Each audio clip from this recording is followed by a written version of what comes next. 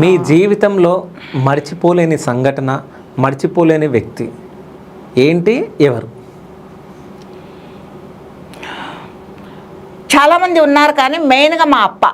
Okay, నాన్న. అంటే అక్కడ మాకు అనంతపూర్ భాషలో హిందూపురంలో అప్ప కనుక మేము పిలిచేది కర్ణాటక కొంచెం బార్డర్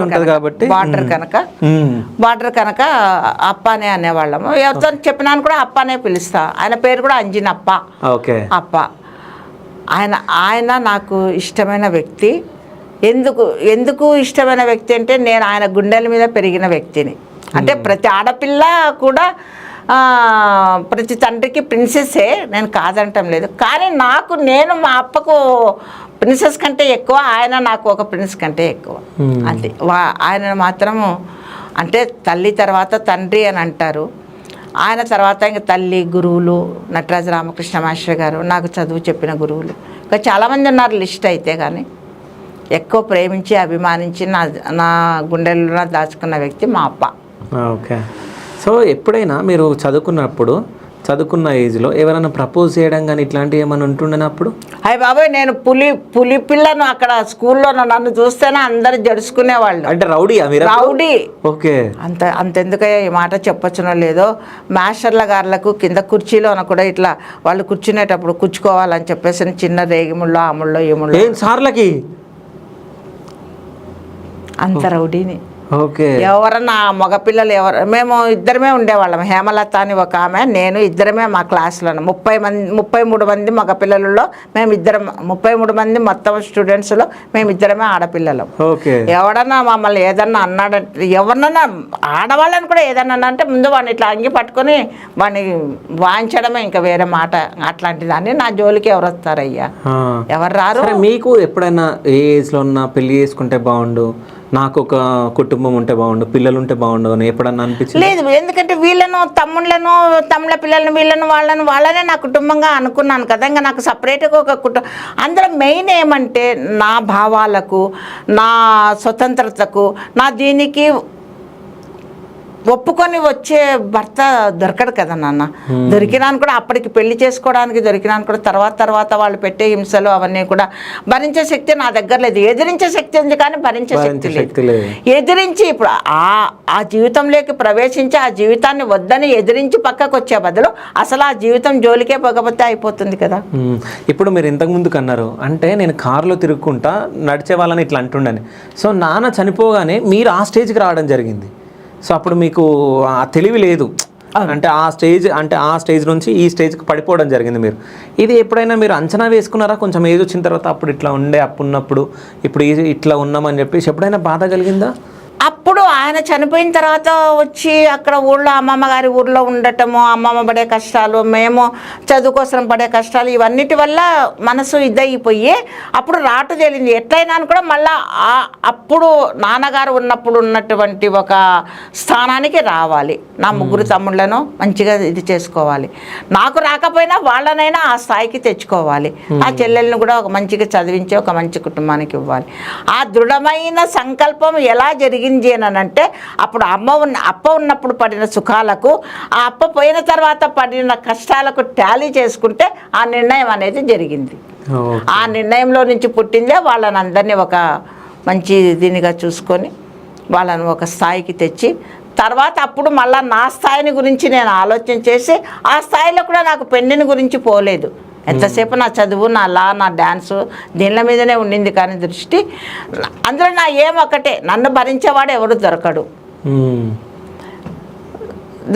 వాళ్ళకు అంటే భర్తలకు లొంగే ఉండాలి కదమ్మా అని మీరు అనుకోవచ్చు. మీరు పురుషునిగా మీరు మీ చేయి పైనే ఉండాలని అనుకోవచ్చు. కానీ లాలనతో ఏ పురుషుడి దగ్గరికి చేసినా ఇది కాదు. కానీ డిమాండ్తో చేసుకుంటే లొంగేదాన్ని కాదు. ఓకే. అయితే ఇంకో విషయం, ఇంతకుముందు మీరు మాట్లాడుకుంటూ అంటే ఒకవేళ నాకు హెల్త్ ప్రాబ్లం ఏదైనా వచ్చినా అనాథ ఆశ్రమంకి వెళ్తాం, నా అంత్యక్రియలు కూడా వాళ్ళే చేస్తారని చెప్పి మాట్లాడడం జరిగింది. సో మీ తమ్ముళ్ళ పిల్లలు అంటే మీ తమ్ముళ్ళని చదివించారంటే ఆ ఫ్యామిలీకి మొత్తం మీరు తోడున్నట్టు. సో వాళ్ళు అంతగానే చేసిరు, వాళ్ళకి ఆ లాస్ట్ ఛాన్స్ కూడా మీరు ఇయ్యారా? ఎందుకు ఇవ్వాలి? ఏం అవసరం ఉంది? ఓకే. తమ్ముళ్ళు నా వాళ్ళు కావచ్చు, తమ్ముళ్ళ పిల్లలు ఉంటారు, వాళ్ళకు కుటుంబాలు ఉంటాయి, వాళ్ళ భార్యలు ఉంటారు, వాళ్ళంతా ఈ సంత ఏమిటిది. ఒకవేళ మనం మన అమ్మ నాన్నలో మన ఇదో మన అత్త మామలో వాడనో అయితే మన ఈమె ఏందో మేనత్తనంట, ఈమె ఏమిడిదో చేసిందంట, ఈమెను తెచ్చి ఇంట్లో పెట్టుకున్నారంట. ఏం అవసరం ఉంది? నా బాధ నేను పడేది కాక నా తమ్ముళ్ళని ఎందుకు బాధ పెట్టాలా? అవసరం లేదు. ఒక్క జీవితం ఏముడుతుందయ్యా, అయితే అవుతుంది, చేతనైన రోజులు చేసుకుంటాను, లేకపోతే చెప్పాను కదా అనాథాశ్రమాలు ఉన్నాయి. నిజం చెప్తున్నా, మీ జీవిత చరిత్రని మీరు పుస్తకాలు అన్నారు, ఒక మూవీ చూస్తే అసలు సూపర్ హిట్ అవుతుంది నిజం చెప్పాలంటే. అంటే మీరు పడిన స్ట్రగుల్స్ ఇవన్నీ వాటి గురించి చెప్తే చాలామంది ఇన్స్పైర్ కూడా అవుతారు. ఆహా, ఇంతమందికి ఇట్లా చేయొచ్చు. సో మళ్ళీ ఆమె వేరే వాళ్ళకు భారం కాకుండా, సో మీరు సపరేట్గా ఉండాలి, నాకేమన్నా వచ్చినా నేను అనాథ ఆశ్రమంలో ఉండాలి, ఎవరికి ఇబ్బంది ఎందుకు కావాలని మీరు మాట్లాడుతున్నారు చూడు, దానికి హ్యాట్స్ ఆఫ్. నిజం చెప్పాలంటే అది మనసులో నుంచి వచ్చిన మాటలేనన్నా. ఒకవేళ అది విని నా బంధువులు నా వాళ్ళు కూడా బాధపడినా నాకేం బాధ లేదు. ఇప్పుడు నేను పెంచుకుంటున్నామా, నా బాబు బాధపడినా అందరం మేము ఉన్నాం కదా, దాన్ని వాళ్ళు అహం అనుకోవచ్చు, పొగరు అనుకోవచ్చు. ఇప్పుడు మీలాంటి వాళ్ళు విన్న వాళ్ళు కూడా ఎందుకు ఈ ముసలిదానికి ఇంకా ఇప్పుడు దీన్ని కూడా అనుకోవచ్చు. అందరూ అనుకుంటారేమో, నేను అనుకోను, నేను అస్సలు అనుకోను. అనుకోరా బాబు? అనుకోను. శతమానం భవతి. అనుకోరని తెలుసు, ఎందుకంటే నా వేదనను మీరు కళ్ళారా చూస్తున్నారు. నేను చెప్పే మాటలు అబద్ధము ఉండవు అని చెప్పేసి కూడా మీరు తెలుసు. ఆ జీవితాన్ని కూడా మీరు కళ్ళారా చూడాలని చెప్పి కూడా నేను కోరుకుంటున్నాను.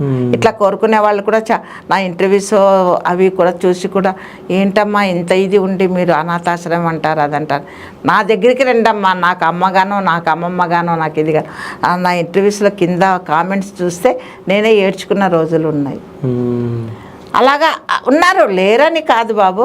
చెప్పాను కదా, ఇది అహం అంటారో పొగరంటారో లేకుంటే సొంత ఇది అని అంటారో, అలాగా భావం నాలోన ఉండిపోయింది. ఎవరిని ఇబ్బంది పెట్టకూడదు, ఎవరిని మాట పడనివ్వకూడదు. ఇప్పటి వరకు మీకు ఎవరన్నా ఏదన్నా విలువైన గిఫ్ట్ ఇచ్చిరా? మీకు విలువైన గిఫ్ట్ అంటే ఇచ్చారు బాబు. అది చెప్పుకోవాలనో చెప్పుకోకూడదో నాకైతే తెలియదు. ఏం చెప్పాలనుకుంటారో ఏం చెప్పుకోవద్దు అనుకుంటారో నేనే చెప్తా. ఏది నానిగారిదా మీరు అనేది? నానిగారినా? హీరో నానిగారు? హీరో నానిగారు. నానికి ఇచ్చిన గిఫ్ట్ గురించి చెప్తా. నాకు తెలుసు అది. మీరు చెప్పాలనుకుంటారా చెప్పండి, లేకుంటే నాకు తెలుసు, నేను చెప్పాలా? చెప్పడం బాగుండదా అని నేను అనుకుంటాను. అంటే నాకైతే ఇన్ఫర్మేషన్ వచ్చింది, మరి నేనైతే అడుగుతా. మీరు చెప్పడం చెప్పకపోవడం మీ ఇష్టం. అది డైలమాలో ఉన్నా, చెప్పచ్చునా చెప్పకూడదా అనే ఒక డైలామాలో. మంచి పని చేస్తేనేమో, నాన్నగారు మంచి పని చేస్తేనేమో చెప్పండి, నాన్నగారు మంచి పని చేయకుండా చెప్పకండి. అయ్యి బాబా, అది మంచి పని బాబు, మంచి పని కాదని నేను ఎట్లా అనుకుంటాను. చెప్పండి. ఆ రోజు అక్కడ స్టేజ్ ఎక్కడో జనాలలో ఉన్న దాన్నే చూసి, హీరోయిన్ చూపిస్తే నన్ను చూసి బామ్మ నన్ను ఆశీర్వదించడానికి వచ్చారా అన్న వ్యక్తి మంచి వ్యక్తి కాదని నేను ఎట్లా అనుకుంటానయ్యా. ఆ వ్యక్తి, ఆ మహానుభావుడు. నేను హిట్ 3 సినిమా షూట్కు నాకు డైరెక్ట్గా దీని నుంచి పిలిచారు. వాళ్ళు 5,000 ఇస్తామన్నారు. అదంతా అది మామూలే. అది మనం షూట్ చేసుకున్నందుకు మనం పేమెంట్ తీసుకుంటాం, అదంతా ఇదే. ఆయన షూట్ అయిపోయిన తర్వాత బయటకు వచ్చి, షూట్ అయిపోయిన తర్వాత నాని బాబు ఒక ఫోటో అని అంటే, రమ్మా తీసుకుందాం రా బామ్మ అని చెయ్యి ఇట్లా మీద వేసుకొని తీసుకున్నారు. అది అయిపోయిన తర్వాత మళ్ళీ 2 అడుగులు నడిచిన తర్వాత వాళ్ళ పిఏను, పక్కన పిఏ ఉన్నారు, పిలిచారు. అక్కడ దూరంగా ఉంటే ఇట్టమ్మని పిలిచారు. చెప్పండి సార్ అంటే, 10,000 క్యాష్ ఉందా నీ దగ్గర అని అన్నారు. ఇలా చూసుకొని 10,000 లేదు, కొంచెమే 4-5 ఉంటుందేమో అని అంటే, బామ్మ మీకు ఫోన్పే ఉందా అని అన్నారు. నన్ను అడిగారు. ఉంది బాబు అని అన్నాను. నాకు అప్పటికే ఏంటో నాకు అర్థం కాలే. అంటే కొంచెము మైండ్ అంతా ఏదప్ప ఎందుకు అని, ఏమిటి ఒకవేళ నాకు ఇచ్చే పేమెంట్ ఇప్పుడు వెంటనే ఇప్పించాలని అనుకుంటున్నారా, కానీ అడిగే ధైర్యం లేదు. ఏమిటి ఎందుకు, నాలో నేనే డైలమా అవుతున్నా. సరే ఫోన్పే చెయ్యి, బామ్మకు 10,000 ఫోన్పే చెయ్యి నంబర్ తీసుకొని అని ఆయనకు చెప్పి, నా పక్క తిరిగి మీ మనవడు మీకు చీర కొనుక్కోమని ఇస్తున్నాడు, మీరు చీర కొనుక్కోండి బామ్మ అని అన్నారు. నేను తబ్బిపోయి మనం ఏం చెప్పాలో నాకేం అసలు అర్థం కాలేదు. సరే బాబు తప్పకుండా అని అన్నాను. తర్వాత ఇంకా 2 అడుగుల దగ్గరికి వచ్చి ఆడ కారు ఎక్కించేసి వెళ్ళిపోయారు. అందుకే నాని బాబు, నానిక నాని అనే పేరు నేను పెట్టుకున్నాను. అంతటి అంటే 10,000 ఇవ్వడం ఆయనకు గొప్ప కాదు, ఆయనకు ఒక లెక్క కూడా కాదు, కానీ నాకెంత గొప్ప వరం అది, నాకెంత గొప్ప ఇది. అది ఎవరికైనా చెప్పొచ్చునా చెప్పుకోకూడదా ఏమిటి ఎట్లా. అందులో చీర కొనుక్కోమని ఆయన అన్నారు. చీరలు ఏముంది, చాలా ఉంటాయి, కొద్ది రోజులు కడితే ఇదైపోతాయి, అది ఆయన పేరు మీద ఒక ఇది ఉండిపోవాలా అని చెప్పేసి అని ఒక చిన్న ప్రొజెక్టర్, హోమ్ ప్రొజెక్టర్ లాంటిది కొన్నాను ఆయన పేరు. ఓకే. దాని మీద మంచం మీద కూర్చొనైనా పెద్దగా గోడ మీద వేసుకొని కళ్ళకు కూడా ఇబ్బంది లేకుండా ఉంటుందని ప్రొజెక్టర్. అసలు ఈ విషయం నేను ఎవరికి ఎప్పుడు ఎక్కడ కూడా చెప్పలేదు, కనీసం మా బాబు కూడా చెప్పలేదు, ఇట్లా ఇచ్చారు వాళ్ళు. కానీ ఆయన చేసినటువంటి ఫోన్పే చేసినటువంటి ఇదే నా దగ్గర ఉంది. అది మీరే అంటే అంతకైనా విలువైన ఇది నాకు లేదు బాబు, అంటే ఈ ఫీల్డ్లో.